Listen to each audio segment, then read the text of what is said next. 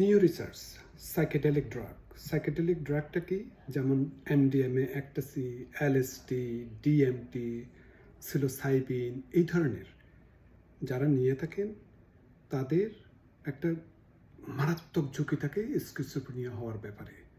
কেউ যদি এই ধরনের ড্রাগ নিয়ে থাকেন এবং ইয়ারে গিয়ে থাকেন তাহলে তাদের 20% মোর রিস্ক থাকে স্কিজোফ্রেনিয়া হওয়ার।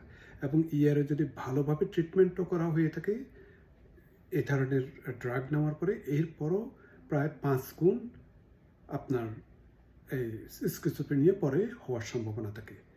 কেউ যদি অ্যালকোহলজনিত কারণে ইয়ারে ল্যান্ডিং করে থাকে তাদের 5 গুণ পরবর্তীতে স্কিজোফ্রেনিয়া হওয়ার সম্ভাবনা থাকে। আর মারিওয়ানাবশত যদি কোনো ড্রাগের কারণে ইয়ারে আসে তাহলে তাদের প্রায় 2 গুণের মতো স্কিজোফ্রেনিয়া হওয়ার সম্ভাবনা থাকে। তো সুতরাং বুঝতেই পারতেছেন যে ড্রাগের সাথে একটা সম্পৃক্ততা আছে। এখানে একটা রিসার্চ হয়েছে কানাডিয়ান ইউনিভার্সিটি অফ অটোয়াতে।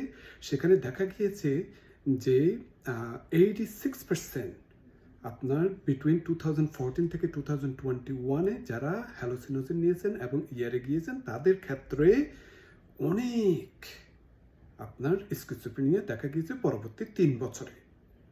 তো সুতরাং ড্রাগকে নো বলুন। Thank you.